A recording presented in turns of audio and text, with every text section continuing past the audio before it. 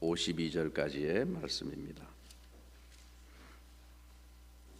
마가복음 10장 46절부터 52절까지 말씀이 되겠습니다. 제가 먼저 하나님의 말씀을 받들어 읽겠습니다.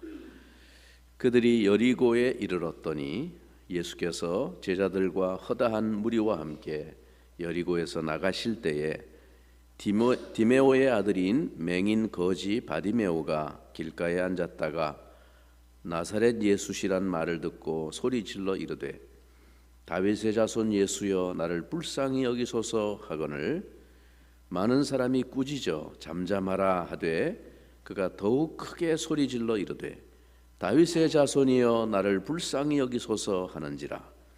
예수께서 머물러 서서 그를 부르라 하시니 그들이 그 맹인을 부르며 이르되 안심하고 일어나라 그가 너를 부르신다 하매 맹인이 겉옷을 내버리고 뛰어 일어나 예수께 나아오거늘 예수께서 말씀하여 이르시되 네게 무엇을 하여 주기를 원하느냐.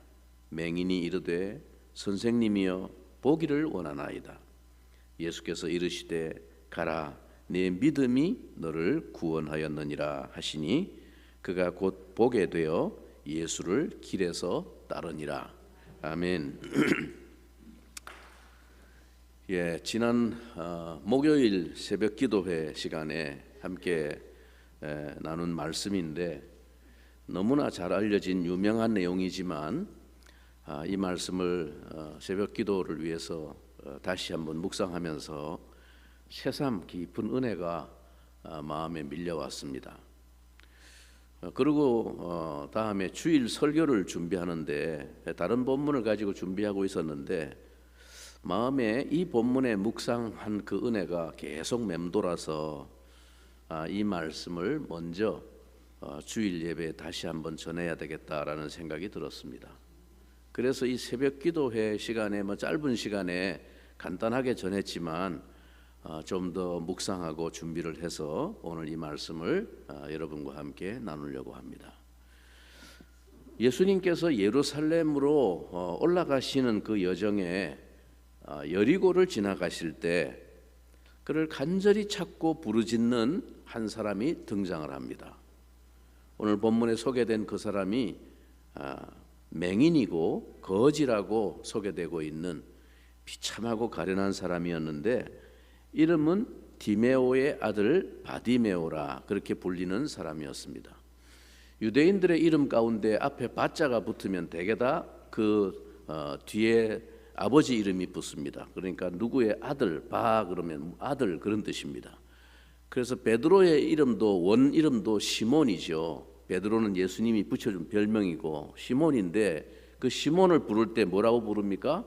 바요나 시모나, 바요나 시모나라고 부르시죠. 바요나는 뭡니까? 요나의 아들 시모나 그런 말이에요. 그러니까 시몬이라는 이름이 많으니까 너무 많으니까 그 요나의 아들 그 시몬, 예수님이 베드로라는 별명을 붙여준 그 시몬 그런 뜻이죠. 그래서 이 바요나, 바디메오 이런 말들은 본명이 아닙니다. 그렇죠? 그러니까 우리말로 얘기하면 그 왜 김씨 아들 그 있잖아 뒷집에 사는 그 김씨 아들 그런 뜻이죠. 그러니까 본명이 있을 거예요. 본명이 있는데 사람들이 관심이 없는 거예요. 거지니까 소경이고 소외된 사람이니까 그냥 그 왜 김씨 아들 그 있잖아 거지 이렇게 부르는 거예요. 디메오 아들 있잖아 그 바디메오 이렇게 부르는 거죠. 그래서 사람들은 이 사람 이름을 몰랐어요. 안 부르니까 그냥 바디메오 이렇게 동네 사람들에게 통하고 있던 그냥 존재감이 없는 비참한 인생이었습니다. 그런데다가 소경이고 요즘처럼 발달한 문명이 있었던 시대도 아니었기 때문에 앞을 보지 못하는 장애가 있으니까 정상적인 노동을 할 수가 없었고 요즘은 소경들, 맹인들, 이 시각장애인들을 위해서도 여러 가지 첨단 장비들과 분명히 발달했기 때문에 그죠? 얼마든지 또 다른 특수한 일들을 할 수 있는 그런 직업이나 일들이 많이 있지만 그 고대 사회 수천 년 전 고대 사회를 한번 생각해 보세요. 영락 없이 거지로 살다가 죽는 거예요. 아무것도 할 게 없어요. 그러니까 거지가 될 수밖에 없었을 것입니다. 그러니까 이 사람에게 무슨 인생의 소망이 있겠습니까? 그날도 그는 지나가는 사람들에게 구걸하기 위해서 길가에 앉았다가, 그렇게 말해요. 길가에 앉았다는 말은 구걸하고 있었다는 것이죠. 그 주위 사람들이 웅성거리면서 떠들썩한 소리가 들리는데 들어보니까 예수님이 지나가신다라는 얘기가 들리는 거예요. 이 사람도 귀는 열려 있었기 때문에 온 이스라엘 땅에 당시에 파닥하게 퍼져 있는 이 예수님에 관한 소식을 듣고 막연하지만 그 마음속에 간절한 마음의 소원이 자기도 운이 좋으면 예수님을 한번 만날 수 있으면 좋겠다, 그런 소원이 있었죠. 그런데 그분이 지금 그 동네를 지나가신다는 사람들의 이야기를 듣게 된 겁니다. 그러니까 평생에 한 번 더 있을까 말까 한 이 기회를 결코 놓칠 수 없다고 생각한 이 바디메오는 필사적으로 사람들의 hir난과 제지에도 아랑곳하지 않고 다윗의 자손 예수여 나를 불쌍히 여기소서 하고 거듭거듭 소리를 지릅니다. 앞을 볼 수 없었던 그로서는 다른 사람들처럼 빨리 예수님 앞으로 비집고 나아갈 수가 없었기 때문에 그가 할 수 있는 효과적인 방법은 그냥 울부짖으면서 큰 소리로 예수님을 부르는 것입니다. 주위의 사람들이 시끄럽다고 꾸짖고 비난했지만 상관하지 않고 다시 부르짖었습니다. 다윗의 자손 예수여 나를 불쌍히 여기소서. 마침내 그는 주님의 주목을 끌고 주님을 대면할 수 있었습니다. 주님이 오게 하라고 주님의 허락과 부르심이 있자 그는 즉각 겉옷을 벗어 던지고 뛰어 일어나 예수님께 달려갔습니다. 오늘 이 본문에 짤막하게 소개된 이 바디메오의 모든 행동과 모습은 매우 간절하고 적극적인 주님을 향한 그의 소망과 그 믿음의 자세를 잘 나타내주고 있습니다. 예수님이 그에게 묻습니다. 네게 무엇을 하여 주기를 원하느냐? 그는 주저함 없이 즉시 대답합니다. 보기를 원합니다. 보기를 원합니다. 매우 직설적이고 단순하지만 그의 평생에 쌓여온 간절한 소원의 울부짖음이었습니다. 보게 해 주십시오. 이 대답을 들으신 주님께서 이렇게 바로 응답하셨습니다. 가라, 네 믿음이 너를 구원하였느니라. 주님은 이 바디메오의 모습과 행동을 보면서 그 마음속에 믿음을 보셨습니다. 그것을 믿음이라 그렇게 선언하셨습니다. 여기서 말씀하신, 주님이 말씀하신 그 믿음은 무슨 의미일까요?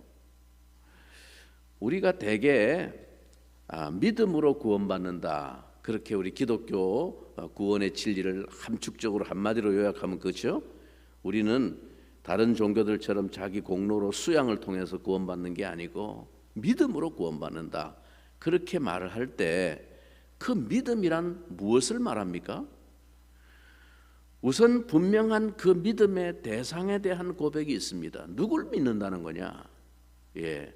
우리 그리스도인에게 믿음의 대상은 하나님이시죠. 그러면 뭘 믿느냐? 그 믿음에는 뭘 믿는지 내용이 분명해야 됩니다. 즉 우리가 하나님을 믿는다고 말할 때 뭘 믿는다는 것입니까? 우리가 사도신경을 매일 주일마다 예배를 드릴 때 우리의 믿는 바, 신앙을 고백합니다 하고 고백하는 내용이 바로 그 내용들이죠. 신자는 자신이 하나님을 믿기 전에 먼저 죄인이었다는 사실, 자신의 죄에 대해서 전혀 무능력하다는 사실, 그리고 하나님의 아들이신 예수 그리스도만이 나의 죄 문제를 해결해 주셨다는 사실 등등을 분명히 인식해야 한다는 것입니다. 이것이 우리가 하나님을 믿는다고 말하는 그 믿음의 내용입니다. 그런데 우리는 오늘 이 바디메오의 이야기를 통해 생각해야 할 것이 있습니다. 주님께서 가라, 네 믿음이 너를 구원하였다, 그렇게 말할 때 이 구원이란 무슨 의미일까요? 이 구원이라는 본래 단어는 인간을 얽어매고 고통스럽게 하는 그 모든 속박으로부터 벗어나는 것을 말합니다. 그게 구원이라고 말합니다. 즉 건져내는 거죠. 그러므로 바디메오에게 구원이라고 하는 것은 무엇보다도 그를 얽어매고 있던 이 시각장애의 그 속박으로부터 또 가난으로부터 벗어나는 것을 의미하는 셈입니다. 즉 바디메오에게 구원은 먼 곳에 곧 죽은 다음에 천국에 가는 것보다 당장 이 원수 같은 장애와 가난에서 벗어나는 것이었음이 틀림없습니다. 바디메오가 간절하게 소원했던 게 뭐였겠어요? 바로 그것이죠. 그래서 주님께서 바디메오를 부르시고 그를 그 시각장애와 가난에서 벗어나게 하셨습니다. 그러니까 바디메오는 구원을 받은 것입니다. 자, 그러면 바디메오의 이 구원은 어디에서 왔습니까? 물론 하나님의 아들이신 예수님께서 구원하셨습니다마는 그 예수님의 말씀에 근거해서 이렇게 말할 수 있습니다. 바디메오가 구원받은 이유는 무엇 때문이라고요? 믿음 때문이었습니다. 예수님은 소위 그의 믿음에 근거하여 그를 구원하셨던 것입니다. 바디메오는 믿음으로 말미암아 평생을 올가매던 그 시각장애로부터 벗어날 수 있었습니다. 이제 앞을 볼 수 있는 바디메오는 열심히 일할 수 있을 것이고 따라서 그의 가난의 멍에로부터도 벗어날 수 있을 것입니다. 자, 그러면 이 바디메오의 이야기를 통해서 볼 때 구원에 있어서 소위 믿음이 대체 어느 정도의 역할을 할까요? 여러분, 바디메오의 이 믿음은 과연 구원에 이를만 했습니까? 물론 이때 바디메오의 믿음이 예수님에 대한 충분하고도 온전한 믿음이었다고 보기는 어렵습니다. 오늘 우리가 사도신경을 통해서 고백하는 듯이 하나님이 어떤 분이시고 예수 그리스도가 어떤 분이시고 어떤 일을 하셨고 어떤 일을 하실 것이고 우리가 성령을 믿고 뭐 이런 그 하나님을 믿는다고 하는 내용 속에 들어있는 온전한 구원에 대한 그 진리에 대한 믿음, 그런 믿음은 바디메오에게 아직 없었습니다. 예수님을 이제 처음 본 건데. 그런데 우리는 여기서 의아한 생각을 갖습니다. 예수님은 분명히 바디메오에게 네 믿음이 너를 구원하였느니라 라고 분명하게 말씀하셨기 때문입니다.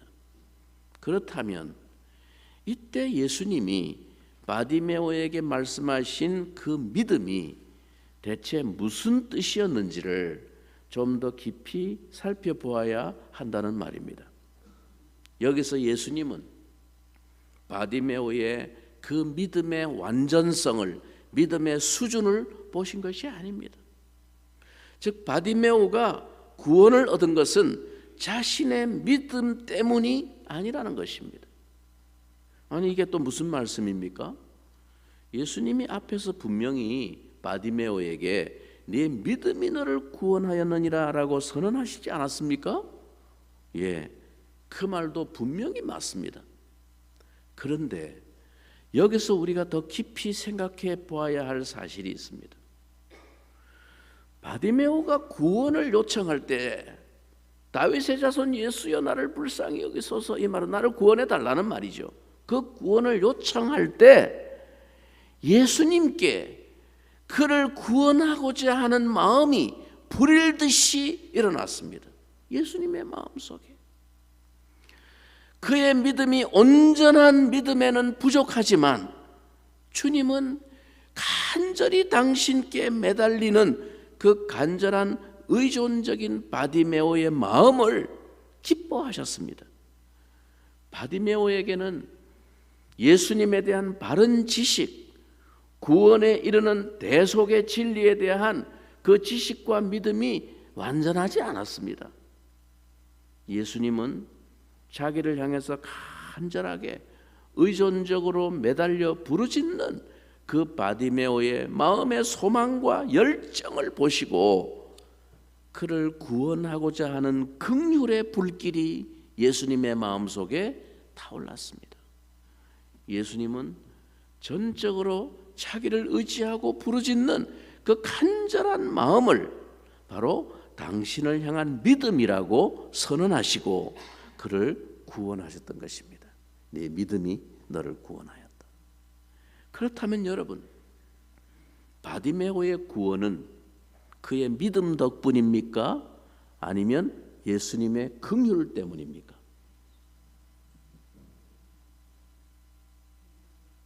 그러니까 이 바디메오의 구원의 근본은 예수님의 긍휼이었습니다. 그분의 긍휼에 넘치는 사랑이 우리의 미약한 믿음을 기꺼이 믿음이라 선언하시며 구원을 베풀어 주신 것입니다. 이것이 바로 우리 모두에게도 동일하게 적용되는 구원의 원리입니다. 우리는 믿음으로 구원을 얻습니다. 그러나 사실 아무도 우리는 자신의 믿음 때문에 그 공로, 그 자격으로 구원을 얻은 것이 아닙니다. 긍휼에 풍성하신 하나님이 죄와 허물로 죽은 우리를 살리셨도다 라고 사도 바울은 에베소서 2장에서 그 감격을 외치고 있습니다. 뭐가 우리를 살렸다고요? 긍휼에 풍성하신 하나님의 사랑이 죄와 허물로 죽은 우리를 살리셨도다. 우리는 믿음으로 구원받는다는 말을 구원의 조건이 믿음이다 라는 개념으로 받아들여서는 안 됩니다. 하나님께서 우리를 구원하시는 것은 사랑 때문이지 나의 믿음이라고 하는 그 불완전하고 미미한 조건 때문이 아닙니다. 원칙적으로 하나님은 믿음을 근거로 인간을 구원하십니다. 당신의 아들을 믿는 자를 하나님의 자녀라고 인정하십니다. 그러나 실상 인간 개개인이 가지는 그 믿음은 구원이 가져다 줄 그 엄청난 복락에 비해서 턱없이 부족합니다. 여러분이 가진 그 믿음이 하나님의 구원의 복을 받아서 영생의 기업을 상속하기에 충분할 만큼 온전하고 크다고 생각됩니까? 여러분의 믿음이? 그런데 하나님은 당신의 피조물들을 사랑하셔서 받을 자격도 없는 자들을 그렇지 않다, 네 믿음이 귀하다 하시면서 당신의 자녀로 삼아주셨습니다. 따라서 사도 바울은 이 놀라운 하나님의 구원의 신비를 이렇게 로마서에서 외치고 있습니다. 로마서 4장 1절 이하에 보면 그런즉 육신으로 우리 조상인 아브라함이 무엇을 얻었다 하리요? 만일 아브라함이 행위로서 의롭다 하심을 받았으면 자랑할 것이 있으려니와 하나님 앞에서는 없느니라. 성경이 무엇을 말하느냐?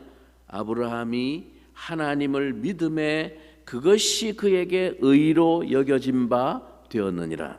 여러분, 하나님은 아브라함을 먼저 지극히 사랑하셨습니다. 하나님은 그에게 복 주시기를 원하셨습니다. 아브라함도 처음부터 하나님 믿는 사람이 아니었습니다. 갈대아 우르의 당시 메소포타미아 문명의 가장 발달한 도시의 그 화려한 문명 속에서 죄악과 우상과 더불어 살아가던 사람이었습니다. 그 아버지는 우상 장사하던 사람이었어요. 우상을 만들어 팔고 그것으로 먹고 살던 우상에 젖어있던 가문이었습니다. 그런데 하나님이 설명이 없어요. 왜 아브라함을 찾아왔는지 성경에 설명이 없어. 그냥 하나님께서 아브라함을 사랑하셨다는 거예요. 그리고 어느 날 그에게 찾아와 불러내십니다. 네 본토 친척 아비집을 떠나서 내가 네게 지시할 땅으로 가라. 내가 너를 복주어서 네 자손을 창대하게 하고 천하 만민의 복이 되게 할 것이다. 실제로 아브라함에게는 하나님께 그만한 복을 받을 자격이 없었습니다. 그럼에도 불구하고 하나님은 어떻게든 아브라함에게 이 복을 주시고 싶었습니다. 마침내 하나님은 아브라함에게서 그럴듯한 핑계를 찾으셨습니다. 복을 줄 만한 핑계를 찾으셨어요. 그게 뭡니까? 하나님이 아브라함에게 네 자손을 바다의 모래와 같이 하늘의 별과 같이 번성하게 하리라 라고 말씀하셨을 때 아브라함이 이 하나님의 약속을 믿었다는 것입니다. 하나님은 그것을 기뻐하시고 그것을 아브라함의 의로 여기셨다라는 것입니다. 그가 당신의 말씀을 믿었기에 그렇다는 것입니다.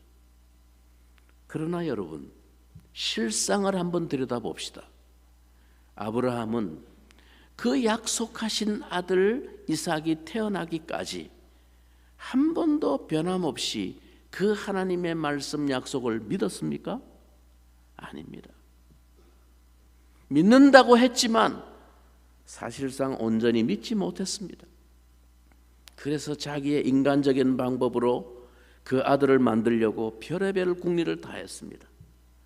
그런데 그것이 뭐가 그렇게 대단해서 그 믿음을 아브라함의 의로 여기셨다고 말씀하실까요? 그것은 어떻게 해서든지 아브라함에게 복을 주시려는 하나님의 사랑 때문에, 즉 하나님의 긍휼 때문에 일이 그렇게 이루어진 것입니다. 그러므로 여러분, 아브라함이 믿음으로 의인이 된 것, 아브라함이 믿음의 조상이 된 것이 실상은 무엇 때문입니까? 하나님의 넘치는 긍휼과 사랑 때문입니다. 우리는 이러한 하나님의 사랑과 호의를 가리켜 선물이라 그렇게 말합니다. 또한 이것을 은혜라고 말하는 것입니다. 에베소서 2장 8절에 사도 바울은 이 진리를 이렇게 외칩니다. 너희는 그 은혜에 의하여 믿음으로 말미암아 구원을 받았으니, 그냥 너희가 믿음으로 말미암아 구원을 받았다 이렇게 말하지 않습니다. 그 믿음을 어떻게 받았다는 거예요? 그 은혜를 인하여, 그 은혜 때문에 너희가 하나님을 믿는다고 믿게 되었고, 그걸 통해서 너희가 구원받았으니 이것은 너희에게서 난 것이 아니요 뭐라고요? 하나님의 선물이라. 이게 은혜라는 것입니다. 여러분, 하나님과 우리 인간 사이에 가장 중요한 것은 어떤 조건이 아니라 사랑입니다. 우리는 믿음으로 구원받는다는 말을 구원의 조건이 믿음이라는 개념으로 받아들여서는 안 됩니다. 하나님께서 우리를 구원하시는 것은 사랑 때문이지 믿음이라고 하는 나의 조건 때문이 아닙니다. 그럼에도 불구하고 하나님께서 어느 날 당신의 보좌 앞에서 우리를 당신의 자녀로 인정하실 때 하늘의 천사들 앞에서 우리를 그렇게 인정하신 근거를 이렇게 말씀하실 것입니다. 저런 사람이 어떻게 하나님의 자녀가 되었죠? 천사들이 물을 때 제가 내 말을 그대로 믿었거든, 이렇게 말씀하는 거예요. 제가 내 약속을 믿었거든. 그러나 우리는 그 자리에서도 우리 자신에게는 그분의 자녀가 될 만한 이유가 사실은 아무것도 없었다는 사실을 잊지 말아야 합니다. 그분께서 우리를 당신의 자녀로 받아들이신 것은 눈꼽만큼도 우리의 공로나 자격 때문이 아닙니다. 오로지 우리를 사랑하시는 그분의 선물이요 은총입니다.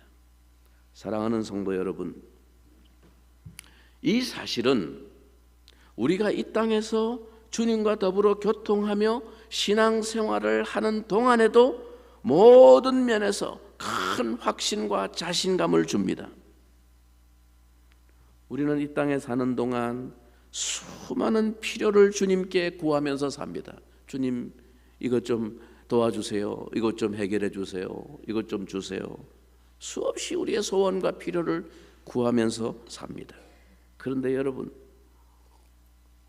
과연 우리에게 그런 것들을 주님께 부탁할 만한 자격이 있습니까? 무슨 자격으로? 우리는 과연 하나님을 아버지라고 부를 자격이 있습니까? 그러나 주님은 우리를 너무나 사랑하셔서 스스로 이렇게 약속으로 자신을 묶어 놓으셨습니다. 예수님이 우리에게 이런 약속을 수없이 약속을 반복하셨습니다. 요한복음 14장 14절에 내 이름으로 무엇이든지 내게 구하면 내가 행하리라. 요한복음 16장 23절에 내가 진실로 진실로 너희에게 이르노니 너희가 무엇이든지 아버지께 구하는 것을 내 이름으로 주시리라. 그러므로 우리가 기도를 통해서 주님께 나아갈 때 어떤 마음으로 나아갑니까? 어떻게든 우리를 사랑하시려는 그 주님을 바라보면서 나아갑니까? 그분께 내가 기도하고 요청하는 것이 오직 그분의 사랑과 자비에 근거할 뿐임을 분명히 깨닫고 그분께 나아가고 있습니까? 그분의 마음과 그분의 그 극진하신 사랑을 전제하고 그분께 나아간다면 우리는 그분께 무릎을 꿇는 바로 그 순간부터 행복할 것입니다. 우리는 사랑하시는 그분 앞에 나아감을 깊이 깨달을 때 우리는 기도하는 가운데 이미 이루어 주실 그분으로 말미암아 평안할 것입니다. 사도 바울은 이 행복에 대해서 이렇게 말하고 있습니다. 로마서 4장 4절 이하에 일하는 자에게는 그 삭시 은혜로 여겨지지 아니하고 보수로 여겨지거니와 일을 아니할지라도 경건하지 아니한 자를 의롭다 하시는 이를 믿는 자에게는 그의 믿음을 의로 여기시나니 일한 것이 없이 하나님께 의로 여기심을 받는 사람의 복에 대하여 다윗이 말한 바 불법이 사함을 받고 죄가 가려짐을 받는 사람들은 복이 있고 주께서 그 죄를 인정하지 아니하실 사람은 복이 있도다 함과 같으니라. 이게 하나님의 사랑의 신비라는 것입니다. 바디메오를 부르셔서 주체할 수 없는 사랑으로 그에게 복 주신 그 주님께서 오늘 우리를 부르십니다. 내게 오라. 의로 여길 만한 부분이 전혀 없음에도 우리를 부르시고 어떻게 해서든지 복을 주시려는 그 주님께서 우리를 향해 내게 달려오라 팔을 벌리십니다. 나의 모든 고통과 불안을 끌어안고 그분을 향해 부르짖을 때 주여 도와주소서, 불쌍히 여겨주소서 부르짖을 때, 그리고 그분을 의지해서 일어나 뛰어나갈 때 주님은 그것을 우리의 믿음이라고 인정하시고 나를 구원하실 것입니다. 이제 우리가 그러면 할 일이 무엇입니까? 바디메오처럼 나를 얽어매는 모든 것을 벗어던지고 그를 향해서 힘껏 달려가야 하지 않겠습니까? 주님을 향해서 달려갈 준비가 되셨습니까? 수많은 문제와 고통을 그대로 안고 눌려 있으면서도 그렇게 낙심하고 절망하며 주저앉아 있지 말고 여러분이 주님을 간절히 의지하고 있다는 그 믿음을 나타내 보이시기를 바랍니다. 어떻게 나타내 보일 수 있습니까? 물론 주님은 여러분이 찾는 그 모든 자리에서도 만날 수 있습니다. 그러나 이 바디메오처럼 여러분의 마음을 짓누르고 어깨를 짓누르고 있는 그 무거운 겉옷을 벗어 던지고 주님의 부르심 앞에 일어나서 뛰어나와 보십시오. 기도의 자리에 뛰어나와서 간절하게 울부짖으며 주님께 부르짖어 보십시오. 다윗의 자손 예수여, 나를 불쌍히 여기소서. 주님은 바로 그 모습을 여러분의 믿음이라고, 내게 믿음이 있구나 라고 선언하시며 여러분을 붙들고 있는 모든 고통과 속박으로부터 구원하실 것입니다.